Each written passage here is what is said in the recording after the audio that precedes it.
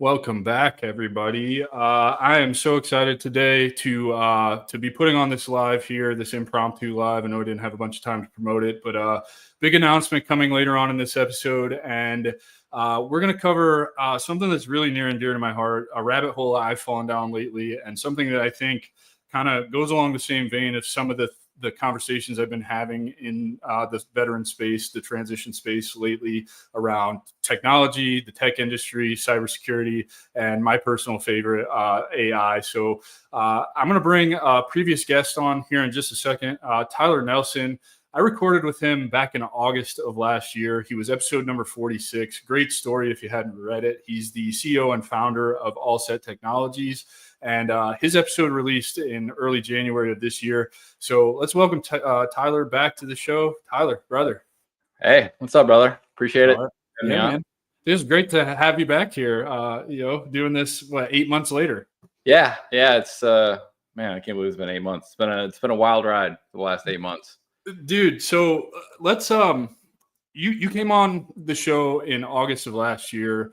Before I really knew what I was doing. It was January before your content released, and from August to January, and really even February and most of March, we had communicated back and forth. Kind of our worlds kind of collided with some of the interests I had at the time with what you do over at All Set Technologies. So for everybody that's listening, that's tuning into this, share what All Set is, how you kind of just refresh them on what we talked about on the podcast with what your company is, what you're doing, how you got there.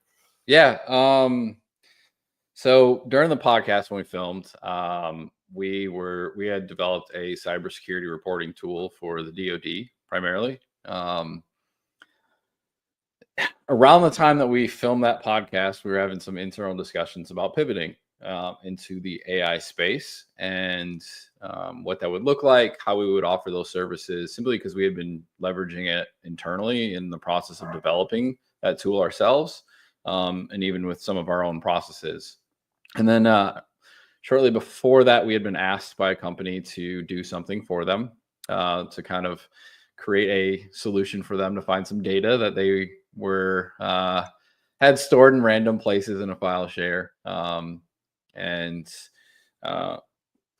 Yeah, I mean, that's kind of what started it off for us, and then realized, hey, that might be something there. But we had a pilot with the Air Force at that point in time that was wrapping up, that we were like, all right, well, let's just see how this plays out. And then unfortunately got told that it worked great.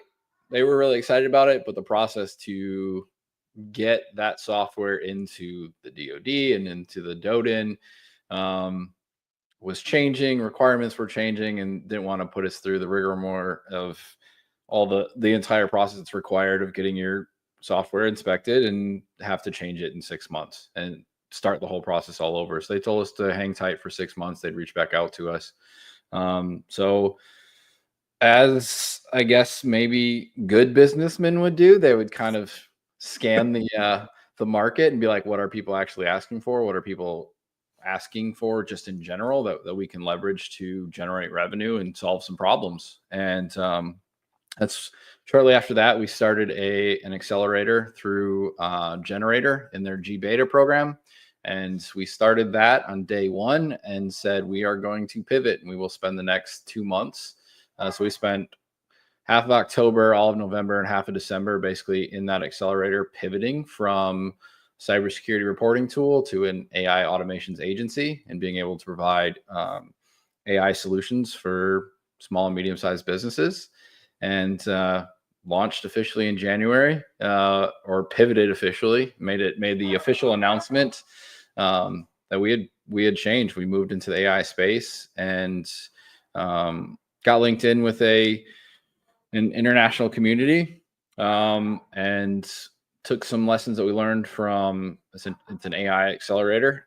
Took some lessons learned from that, and immediately started seeing some success. Almost overnight, it is what it seemed like. So let's talk about why the pivot into AI, and why did you feel so strongly about it? And I know this isn't for me. This is for everybody that's tuning into this. And so, because, I think you and I have really the same philosophy about this. And I think, again, that's why we're here, to have this conversation, to start this conversation, because my hope is that, we can use this platform to really educate the veteran audience that's out here about what's possible with AI right now. This isn't the AI that was released in 2022. This is not your beta version of ChatGPT that was first released in November of 2022 commercially to the public. And so, I'm really just kind of curious, like, obviously in business, I understand the pivot because waiting 6 months, a 6-month sales cycle, you don't know if it's going to, that's just not sustainable. You can't do that. Right. So you obviously had to be looking at other avenues, but what was it that really set you down this path of AI and running an AI automation agency? I mean, we were using it internally. I mean, Right. we wouldn't have, for a team of 3 people to build a software tool or software in the time frame that we did it in, being fully self-funded. I mean, it's not like we had a venture capitalist or anything like that behind us. I mean, we were leveraging efficiency to the maximum level that we could possibly find in every corner that we could potentially find it, and started leveraging it to try and give ourselves an opportunity to fight against a competitor in that space that was, I think they were evaluated at like 25 million. So, you got to think like former E5, former paramedic, and a former Air Force officer. Like, we're not rolling in millions of dollars to bankroll something like this. And we didn't want to bankroll it through a venture capitalist or from an investor. We wanted to see if we could just do it. Very like, I like to use the term very, like Matter of fact, hard-headed ranger grunt, kind of like, I'm just going to figure this out. Screw it. I'm going to break the mold. I'm going to do it myself. I don't need anybody's help, which can hinder you in some situations. But I think in this situation, it was one of those ones where it may have actually helped us, because we may not have made this pivot to this. But at the same time, I learned so much more about how to run a business and how it works. And so for me, it's when you do all that while you're leveraging AI and you see, wait a minute, I can do this without having to do all this extra work. Oh, I can be way more efficient at this. Okay, I need a process built, but I have no idea what this process looks like. Can you give me some examples? Can you help me build one? And then you just reiterate with the AI or whatever model you're using and saying, hey, this is what I want to do. Can you help me build this? It builds you a draft, and you go, okay, I like this. I don't like that. I want it more like this. I want it more like that. Next thing you know, a couple hours later, which may have taken a couple of years to learn in business, I have this whole process built to like, okay, I think this might actually work. And even right now when we're testing some things, it's processes that were built and reiterated that same way and saying, okay, I think this is a really good process now. Lessons learned that we need this kind of process put in place. Let's build it and then let's test it. Let's see how it works. And in doing so, we've had some great success. We've had some failures along the way and learned more and saying, okay, this process doesn't work because of that. So let's change it. Let's add this step, or we need a process for this. I didn't even realize we needed a process for it, but hey, let's build this. And then, and taking that mindset. So for me in AI, it's here. It's not going anywhere. I mean, I had a conversation with a senior network engineer today who's, developing some pretty high level network solutions, and getting him to realize that like his job and some of the things he tested, it was able to help him troubleshoot network configurations that would have taken him days potentially. Yeah. To figure out, had he gone down the wrong rabbit hole and chased after the wrong thing. And he was like, dude, within 5 minutes, it got me 90% of the way there. And I just made, 95% of the way there. Instead, I made minor tweaks. It saved me, saved him. He was like, I was done and made it home on time that day. Yeah. And so my story is similar. So, it's not a secret. I started on LinkedIn. I was using AI the wrong way. I was one of those early adopters that really didn't understand how to use it. I just thought you could give it a simple prompt and it would create the content that you want. You just post it, whatever, right? Got called out, and embarrassed by people in comments and in DMs and even in personal meetings with people who would reach out and like, hey man, like this is probably not the best way to get your start in this. And you don't know this yet, but our offline conversations when we recorded that podcast, when we were sharing back and forth our experiences with AI, really inspired me to then dive deeper down that rabbit hole and get into the automation side of things. And that's for me, what really helped me realize the true power of this and kind of see the overall bigger picture and kind of where this vertical is actually going over the next, I mean, I would like to say that this is going to last a long time, but man, with the way AI is changing on a pretty much, I'd almost go as far as to say an hourly basis at this point. Like, who knows what the end of the year looks like versus 5, 10, 15 years down the road. But through automating my podcast system and really understanding, I mean, it taught me a lot of things. It taught me how to evaluate a workflow, how to evaluate a system that I had in place, a manual system that I was spending a bunch of time on. And it just really taught me that like this stuff doesn't have to be that scary, right? Because when you start moving into automations, yes, we all know about the Zapier's been around much longer. Make kind of, for me, took it to the next level with its UI. It's just better, in my opinion. It makes more sense. It's easier for me to develop a workflow. But inside of that, it kind of taught me that, like, yeah, you can get by with the no code part of it and just kind of connecting and putting, different, data sources in the different blocks. But when you really learn some of the elements of code, you unlock so much more of this stuff for yourself. And I realized that I can't really fuck anything up. I can't really mess anything up. All I have to do if something's not working and I get frustrated is delete it and start over, because that's how it works. And then I refine those skills. So you're a big influence on getting me into this. And I think part of the reason we're doing this is we'll go ahead and just make the announcement now, and I'll let you make this announcement. So keep in mind, Tyler and I recorded our podcast on August 24th of last year. It released on January 26th of this year, or 24th of this year. It was episode number 46, I believe. And since then, I didn't know this. And I want this to serve as a really good example for all of you veterans who are about to get out, who are afraid of putting yourself out there, who are afraid of creating content on the internet or whatever. I want you to understand like how powerful actually putting yourself out there can be. So for 8 months, Tyler, and I didn't know this, Tyler joined my community. Tyler was watching what I was posting. He was paying attention to what I was posting in that community and on LinkedIn.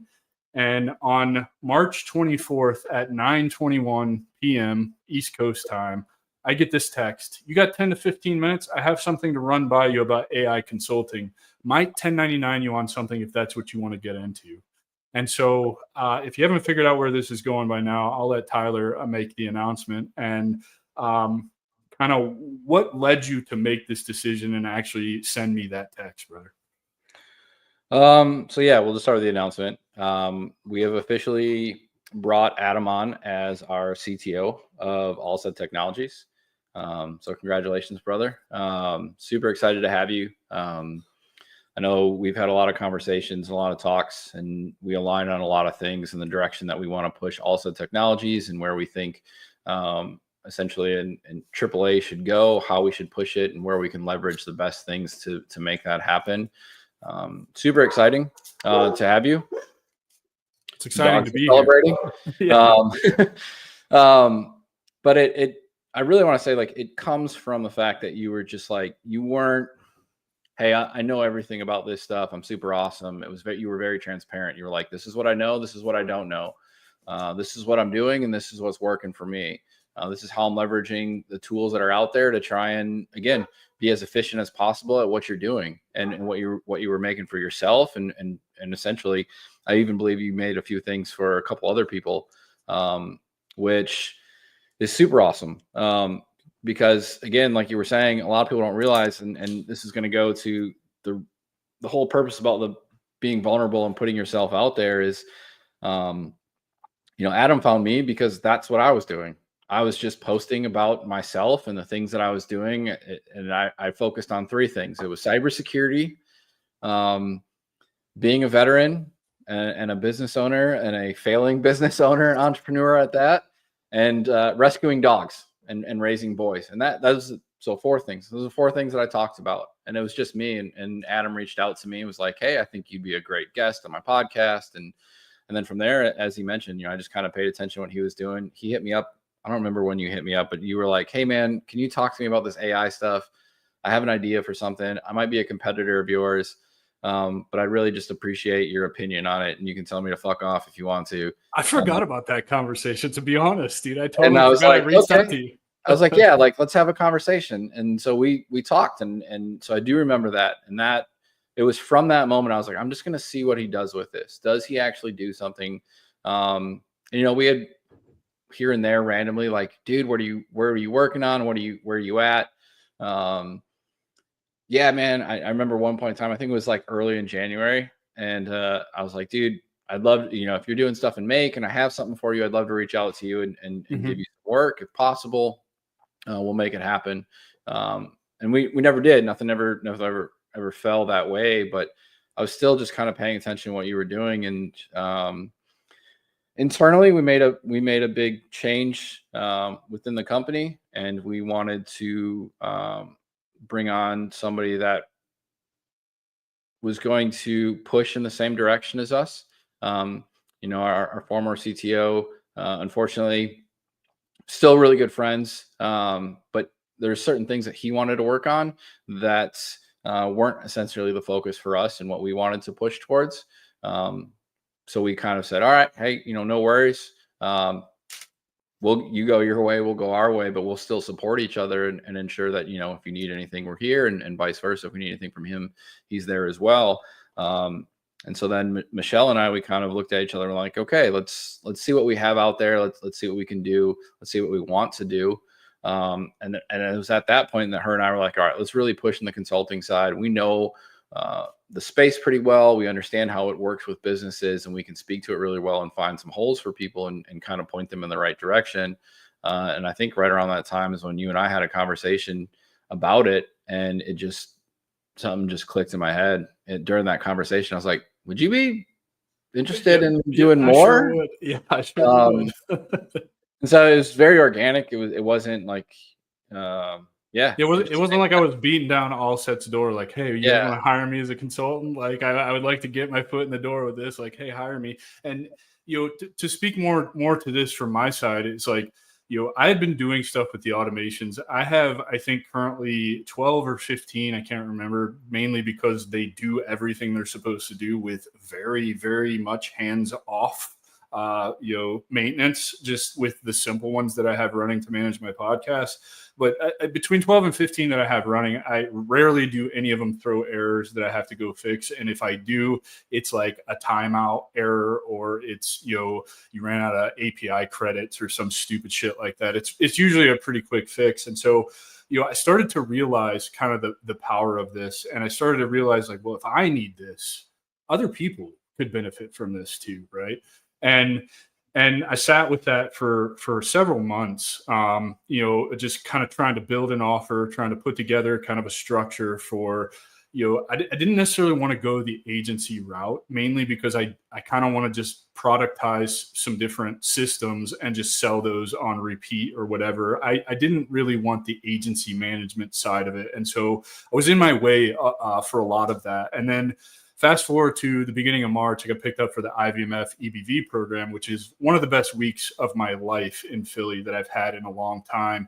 And it was kind of the catalyst number one that really pushed me in this direction and really validated what I know about AI and kind of my use cases for AI and just kind of where I'm at in that world.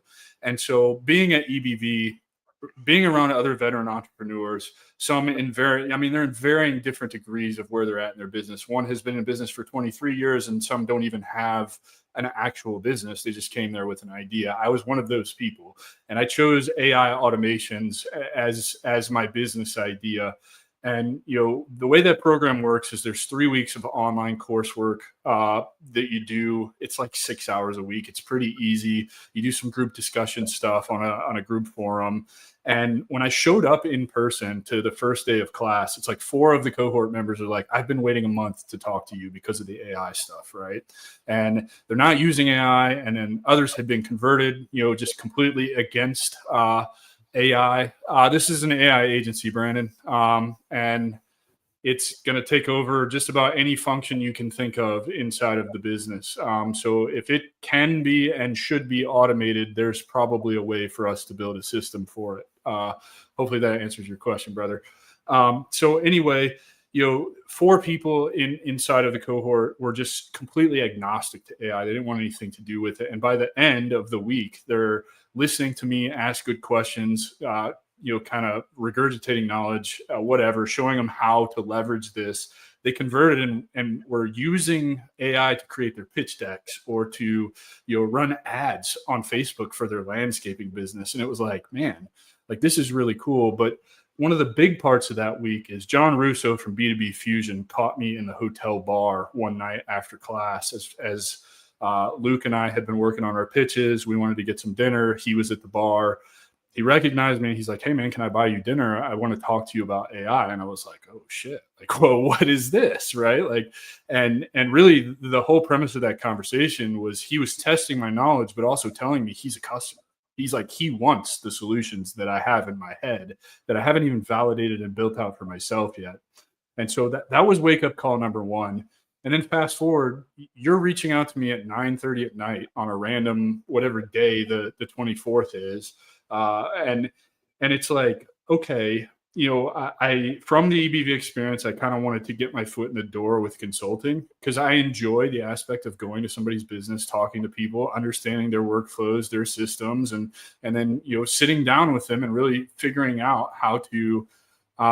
Gianna, we use a lot of different apps. There's tons of automation applications out there. You've got Make.com and Zapier are the 2 biggest ones. Zapier is by far larger in the sense of what applications you can connect to it. However, Make has some pretty unique features that are exclusive to it that are really powerful. So there's another platform called NAN that's a more advanced kind of agentic AI automation platform. It's really, really cool, but those get pretty expensive and they do a lot of different tasks. So happy to connect you with Tyler, who is the guy, and he will talk to you about all of that stuff. And if you're interested, just reach out. So, getting that interaction with John and those cohort members, and then you reaching out to me, it's like, okay, I don't need to feel like I'm left behind in the AI space. I dive into this a whole bunch. I think it's on your end, Gianni. Tyler and I are not freezing at all. So hopefully it's not my end. If not, this will be live on all social media platforms immediately after the lives ended. So it'll be there forever. And anyway, so that was, it couldn't have come at a better time for either one of us is kind of the point. And the overarching point is this all came about because I just started putting myself out there. I didn't know anything a year ago about how I would be down this rabbit hole, how I would be leveraging AI, how much knowledge I would have with AI. I just kind of kept doing meetings and collecting information and feedback and implementing that and taking more action. And I want people to understand, like, I didn't beat Tyler's door down. Tyler came to me just because of the things that I was doing. So I want that to be a big lesson for those of you who are transitioning out. Like, I was just a dumb infantry guy. Tyler was just a dumb ranger. But he's the infantry guy. Like, we're 2 dumb grunts who just kind of brute forced our way into teaching ourselves these things because we don't know any other way. And I don't know how you feel about it, Tyler, but man, it's kind of fun, dude. Like, I don't really have bad days or days where I'm like, I don't want to do this today. Sure, building automations gets really frustrating. Error handling is the worst thing in the world. But other than that, man, I don't really have any complaints. I mean, it's exciting to say the least. Now there's aspects of owning a business that and being an entrepreneur that I think Elon Musk says it best, where it's like staring into the abyss and chewing glass. And hearing Alex Hormozy's explanation of it, meaning that as you're staring into the abyss, because you never know what the right answer to the decision you're about to make is, or the question that you're posed with, or the direction that you're pushing the business. There's nothing showing you that is the right direction. It's just blindly going into the abyss thinking this is going to be it. I think this will work.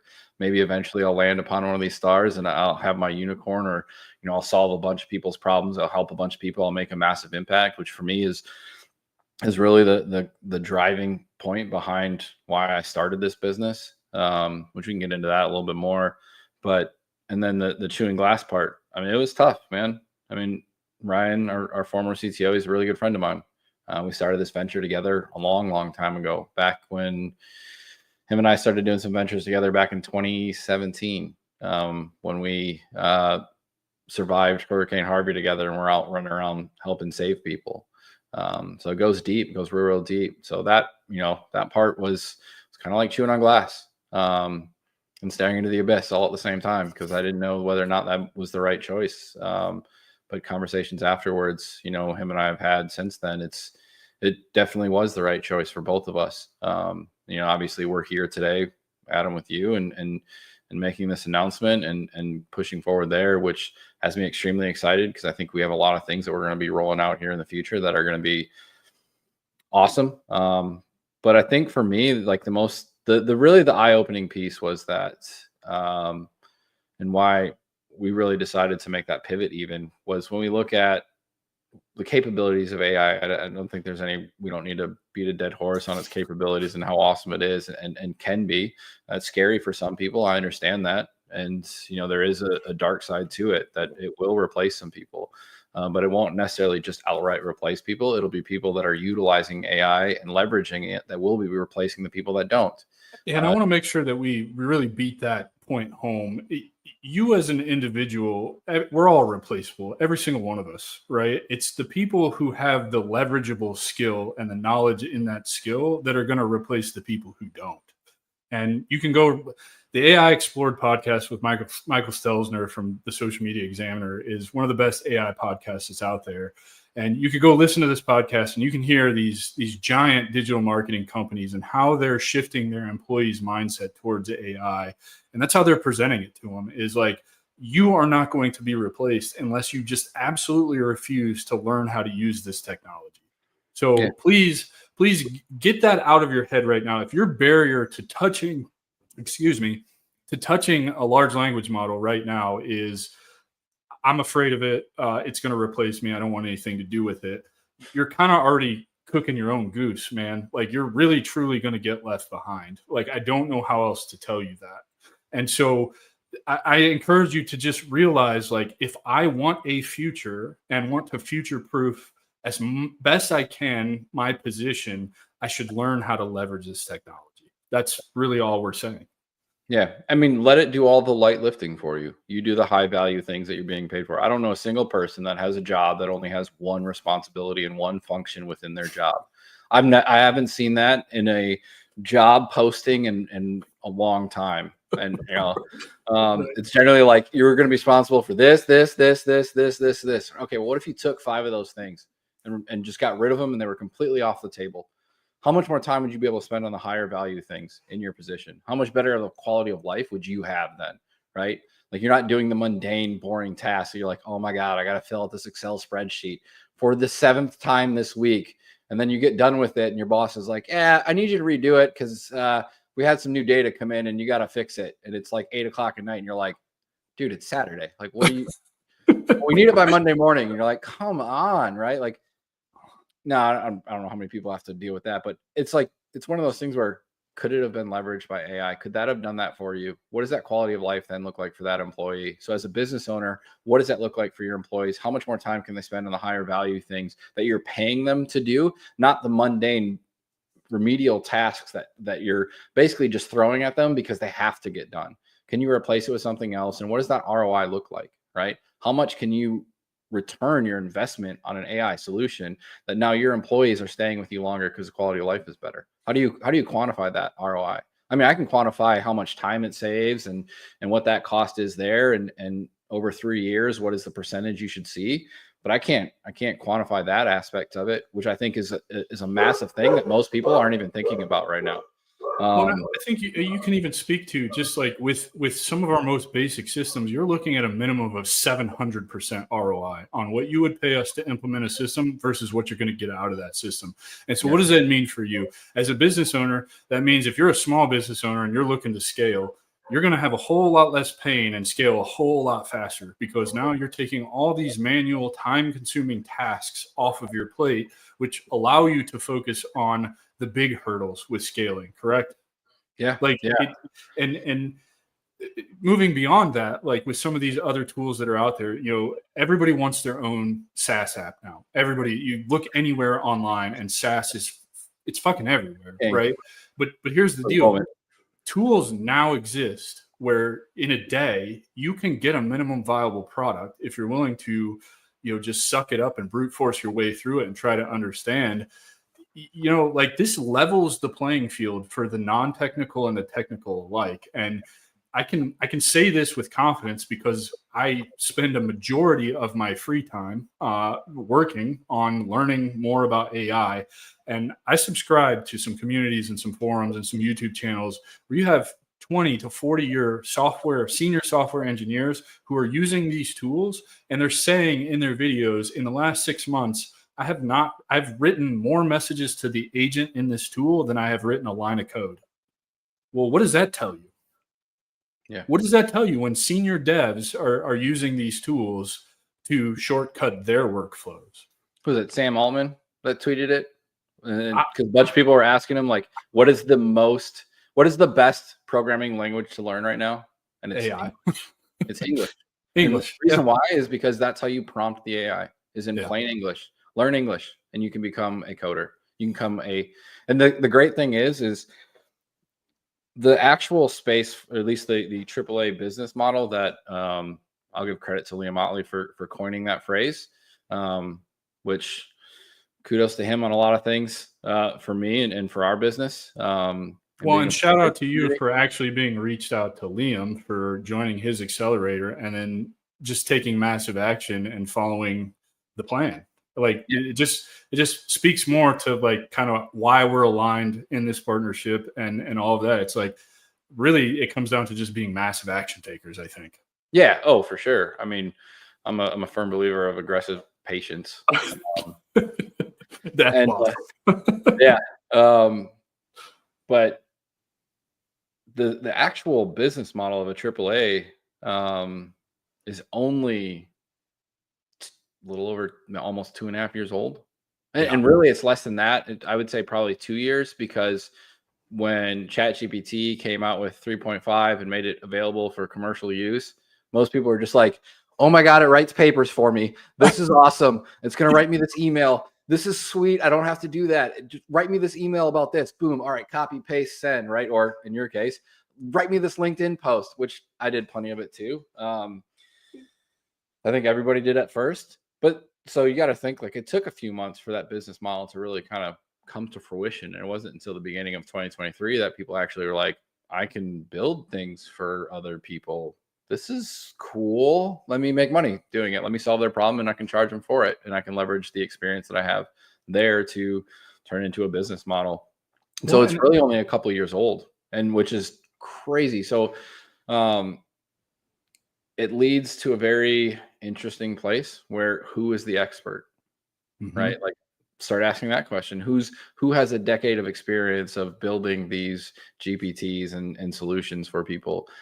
Generally, it was people that had PhDs, and they'd have to go in and they have to train it, and they have to spend millions of dollars and things like that to develop the LLM for themselves, for what they're trying to use it for. I know just down the road from us is the AI program at Auburn University is pretty substantial. And they were doing some really interesting things. And there's a place, I think they're in Opelika, but it's called Aubix. They were doing they had some NVIDIA. I remember going in there a couple of years ago. They had just gotten like the brand new NVIDIA graphics cards put in, and like renting the graphics card for an hour, like the price was absurd. Well, we got Full Sail here that just launched their entire Masters of AI development program. I mean, it's literally everywhere. Like the writing is on the wall that AI is the future. And not only is it the future for business, but it's the future for you as entrepreneurs as well. This can help you in literally all aspects of your life if you're willing to keep an open mind with it. Examples, you could use this to write your damn resume. Brad Tachi has leveraged AI to build Best Military Resume, his company. And really, he just trained the AI to write great resumes for us as transitioning veterans, not only on the federal side, but in the civilian world side as well, right? So that's one example of it. How else can it help you? Man, it can be an interactive journal for you. If you're somebody like me who understands the benefits of writing their thoughts in a journal and how that can be cathartic and healing to your mental health, but you don't really enjoy that. Writing's never been your thing. You struggle to read your own handwriting because like the whole point of writing in a journal is to be able to revisit that stuff. You can now have conversations with AI and get real-time feedback on your thoughts. And you can even prompt it so that it's completely not biased. You can actively make it try to make you, to just be the devil's advocate for you. And yeah, I know that's a little strange, and people, probably don't like that I'm saying that, but I'm telling you, it's an unfair advantage that you gain when you learn how to leverage the technology this way. Yeah, I think it's important for veterans too, especially as you're transitioning out and you're looking at getting a job and you don't, whatever career field you're getting into, it doesn't matter what that career field is. If you know how to leverage it to help you and to be more efficient and provide better product, all those things you want to say, but just be better and outwork everybody else, but still do it within a 40-hour work week, which is what most businesses are paying you to work for anyways, you're going to crush it compared to everyone else. And so when it comes time to, I don't know, downsize, or they're doing something else, like who they want to promote, it's going to be you, simply because you're the one that's producing more than anybody else in the same amount of time. And so I think it's a massive skill that the veterans can have to leverage as they transition out. And you don't even have to be that deep into it. You just have to know how to work with it, just at the minimum level, knowing, okay, Claude is probably going to write better for you than ChatGPT, and saying, that's okay, not even questionable. I'm not even going to use ChatGPT to write for me. I'm going to use Claude, because that's generally what I use. You're going to use ChatGPT to transcribe MP3 files the most accurately. We know that for a fact. I just ran a split test yesterday between Grok's deep research and Gemini's deep research. It's not even close. Gemini takes the cake on that. However, you can also start doing things, and I just saw a new tool that popped up last night where you can actually pit AIs against each other. I do it in separate windows now, so it's a lot of copy and paste. There's this new app, I forget what it's called, where they've loaded all of the known large language models to include open source ones that a lot of you have probably never heard of, that you probably don't need to waste your time with unless you really want to go down this rabbit hole. But you can now select two of them and get them to debate one another about a problem that you're having. I can't wait to use it myself. I, however, will probably just download the open source code version of one and set it up locally on my computer, so I don't have to run API costs or anything like that. But this is where all this stuff is going. Like there's so many different things we could probably find to talk about and still not cover them all. You mentioned it earlier. Anybody who tells you they're an expert in AI, they're lying, because you cannot be an expert in this with as fast as it changes. This week alone, we've seen 3 updates to different large language models. ChatGPT, Gemini, and Claude have all announced different updates. I got a new notification this morning. I think, even though it still says it's experimental, I think 2.5 Pro inside of Gemini is now live and out of beta. So, there's that. Like, every day this stuff is changing. Yeah. It's, there's no one that's fully figured it out either. Like, they don't have all the answers with it yet. There's a guy that I got introduced to a little while back. His name's Simon Williamson, and he explains LLMs and generative AI in a way that I think is probably the best explanation I've ever seen. And the way he does it is, and mind you, this guy is very far forward when it comes to this stuff, and he is. He was one of the co-developers of Django, which is a Python library. And now he's doing a lot of testing in AI. And he explains it as, just imagine aliens landed on Earth, handed us a USB drive, and then left with no instructions. And we've just been poking a stick at it ever since. And every once in a while, it just does cool things. Yeah. And that's literally what it is. Like, honestly, even the people who created this don't know what it's capable of, that's the fascinating part. And, there's always pushback, right? Like, well, it costs money. I would argue that even the free versions of these large language models are incredibly powerful. And, for sure. But Adam, how do I determine which one's right for me? I would say, the best advice I've seen through all of my studies in this field is you get free trials to a lot of these tools, a lot of them. a lot of them, and they're pretty generous free trials. So I would suggest spend the time to go sign up for all of them, which is a pain in the ass. I get it. I've noticed a lot of them are now moving over to like a single sign on with GitHub, which is really nice because once you get into this stuff, you're going to definitely want a GitHub account. But try these free trials and take notes on what you like and dislike and things that you notice about these large language models, and then just pick one to pay for. You don't have to be like me and Tyler, who are trying to grow automation agency and pay for literally all of the large language models and a lot of tools that we probably shouldn't be paying for, or whatever. You don't have to pay for all of these things. I mean, even some of the more advanced tools like Cursor, you have a really generous free trial to learn how to build SaaS apps with AI in Cursor. I built a pretty decent minimum viable product the first shot with Cursor without ever paying the $20 that they wanted for it. So, I would encourage you to do that. And if you don't want to pay those ridiculous prices, do your own research, because there's a lot of open source stuff that's not that hard. It's scary. I get it. It's in a foreign language to you, but it's not that hard to run them locally on your machine. And it's not going to damage your machine. It's just going to give you, really, the only thing you're losing out on is updates. That's really kind of it. You're getting the same database. It is, however, going to take up a shit ton of space, because training these large language models, they consume a lot of data. But you can do that. I was just listening to a podcast when I was exercising this morning that talks about how can you train your own large language image generative model with 24 photos of your face. It will cost you $2 to train it, and it's like 3.5 cents per generation to just constantly be generating new photos in different outfits with different backgrounds of yourself. Like, the guy that was on the podcast, he runs a pretty big digital marketing agency. He says he spends like $20 a month to do it, to generate all of his images for his digital marketing agency in whatever style he can think of. Like the stuff is evolving so fast, and it's getting cheaper and cheaper. And when you start paying attention to it, China with their DeepSeek and Manus, right, that they just released, that kind of broke the internet. Both of them really did kind of break the internet. Yep. They really kind of set this bar for kind of, it seems like Sam Altman and OpenAI have been pulling the wool over our eyes with how expensive it actually is to do this stuff. They're just kind of pocketing more money. So with each update, really what I'm trying to say is this stuff gets cheaper and cheaper. It gets more and more accessible to us. However, Claude just rolled out a new feature where you can pay them $200 a month now to get more access to 3.7 Sonnet. So I think the writing may be on the wall. If you want kind of more generations out of it, you're probably going to have to pay the $200 price tag that they're asking now. Well, I mean, you look at what OpenAI, I made a post about it a couple of weeks ago. I mean, I think it was up to $20,000 for doctorate level access, or like access to a doctorate level research within OpenAI is what they were saying for their agents down the road in the future.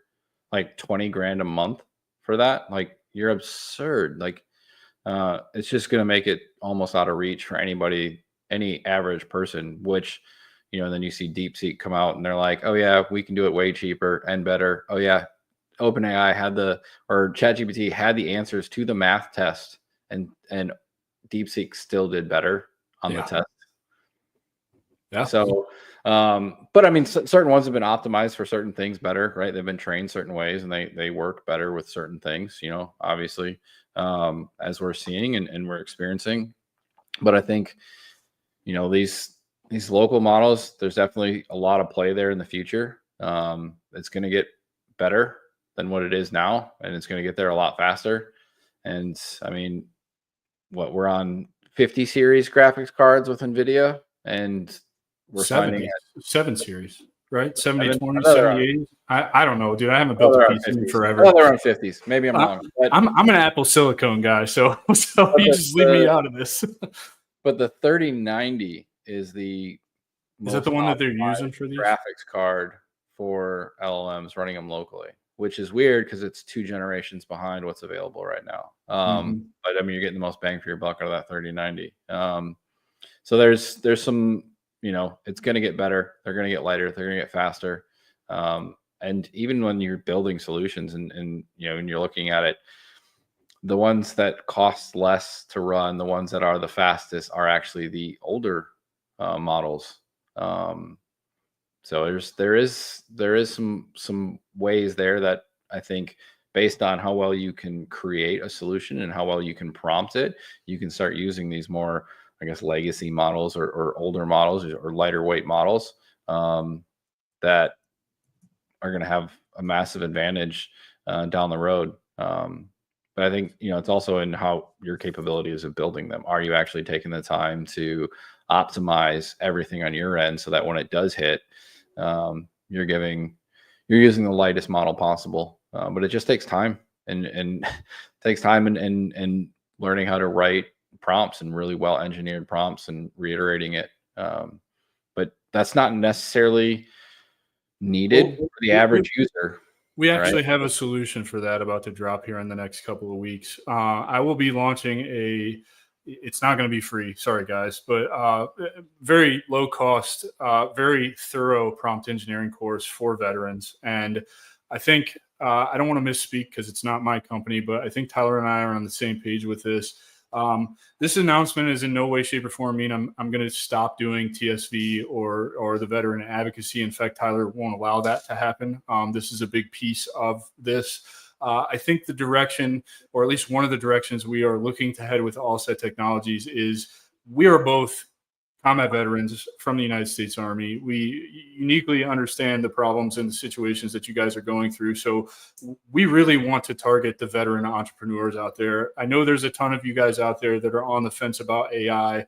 You maybe don't have the time to invest to learn this. And so we want to serve you guys. We want to give back to our community and let you leverage our solutions that we build, test, and implement on our own services, products, whatever we have going on separately, whether that's Tyler and Allset and me with the podcast and TSV and some of the other things that I'm involved in, the plant medicine stuff. These solutions aren't just, built and not tested and then installed in your thing, and then you're going to have a bunch of problems. We will actively use a lot of these systems ourselves. And we're talking anything from eliminating your Fireflies or your Fathom note taker to just recording the Google Meet that you're on or the Zoom call that you're on to create you an executive summary of the meeting that then is automatically emailed to team members who couldn't be at the meeting, to a content automation that will take from a database your ideas, original ideas, create optimized posts for each platform and automatically publish those on all of the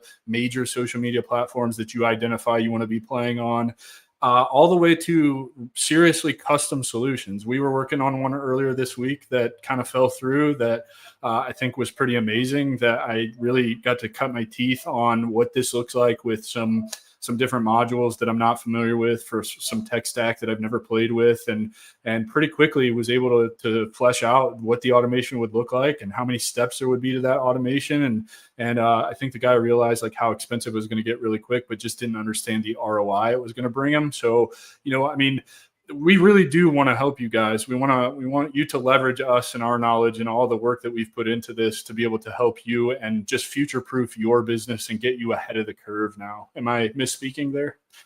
No. I'll summarize it a little bit.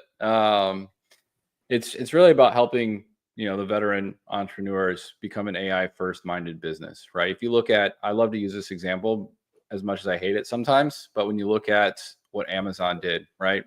They came in as a online bookstore, right? And now they are the largest company in the world. They've completely taken over the entire online, the way we purchase anything. They completely changed it.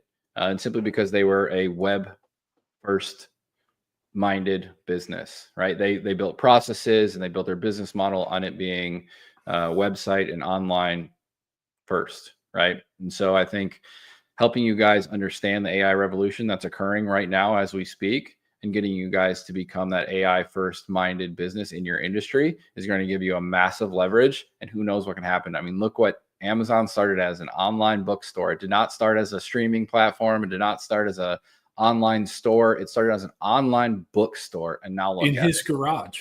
Yeah, in his garage. One car garage at that, not a 2-car garage. Yeah. So when you start leveraging technology and very disruptive technology like AI, that's possibilities that are out there. But AI, I think, is massively, it's a much more disruptive than just a website is. And so we want to be that capability for people. You don't have to dive into it. You don't have to spend the hours and hours like we have learning about it, understanding it, playing with it, and building things, and optimizing its capabilities. A lot of people don't hire a tax accountant on staff for these smaller businesses, right? You just hire and contract a CPA, and essentially we can become that augmented AI department for these startups, or for any veteran owned business and entrepreneur that requires it, that wants to thrive in the AI revolution and see what their business will look like on the other side of it. Yeah, and we're not limited to just implementing solutions into your business. We will have an education arm. We will have the consulting arm of this. Those are the two pieces that I'm really most looking forward to, because it's just what I enjoy the most. I do enjoy the builds and stuff like that, but really empowering businesses to do this stuff for themselves, and just seeing when they have the aha moment of what what they can figure out with AI is really freaking cool. So that's the announcement. That's the show today. That's the preview of everything that's to come. I don't really know how to end this thing, dude. I'm grateful that you reached out to me. I'm grateful to be partnered with you, man.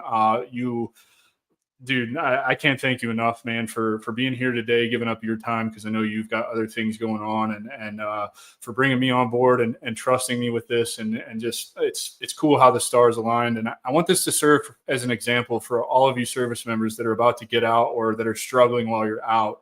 Man, you can create opportunities for yourself. You just got to get out of your own way, for sure. Yeah, don't be afraid to put yourself out there and be slightly vulnerable. I know it's really hard. And something that I fought with for a very, very long time, of just, I don't want, I tried to take that quiet professionalism to the absolute heart, where I just do work and I don't say anything. But at the end of the day, if you're trying to build something, you do need to kind of talk about it and put yourself out there, what you are doing, so that people can see it. That's the only way that thing that you're building is going to grow, and it's going to catch legs, or the fire in it is just going to spread. It takes time, and you just got to keep at it one day at a time. Just do one thing every single day. Push the needle a little bit further every single day, knowing that you may not see the benefit of that for another 90, 60, or 6 months, year, 3 years. You might not see the benefit of that, but you are doing it with the idea of that down the road, in the future, I will get there. I don't think anybody, I remember being a private, being like, man, I can't wait to be a sergeant one day. And you don't become a sergeant the next day. You become a sergeant, or an NCO years down the road, when you learn a bunch of the lessons that you need to learn on how to lead people and how to lead soldiers within the military. It doesn't happen overnight, but you work at it day after day after day after day. And eventually you have the knowledge and the skill set to be able to go to that board, pass the board, and then become an NCO and start leading, soldiers in the Army. It's the same thing. Just with a business, it's slightly different, or whatever you're trying to build to give yourself a purpose outside of the Army or the military. You have to have that, and you have to find it, and you have to go after it. And there's one thing that I will say about veterans, especially combat veterans: you have a skill set and a resiliency that over 99% of the country does not have. And there's nobody better mentally or more prepared mentally to handle a business than us. I totally agree with that, man. And just adding to that, it's okay if you don't know something. Part of being brought on board was, they sent me what they were looking for in a CTO. I literally answered everything line by line. And Tyler's response in the email was, dude, this is way more than I ever expected from you. But I really appreciate the transparency with, here's where I'm strong, here's where I'm weak, this is what I don't know. These are my future plans moving forward to address those deficiencies. And here I am still doing this live with Tyler, joining All Set Technologies, and I couldn't be more excited about it. So, stay out of the imposter syndrome valley. Don't second guess yourself. If an opportunity presents it, explore the opportunity. Be transparent with where you're at in that opportunity, and I really genuinely believe only good things will come from it. Yeah, man. Dude, if you guys are serious, if anything resonated with you here, if you want more information about the services we provide, Tyler at allsettechnologies.com or Adam at allsettechnologies.com. Should we give him a show? Yeah. I mean, they can. Is it just Michelle? Michele One L. at Yep.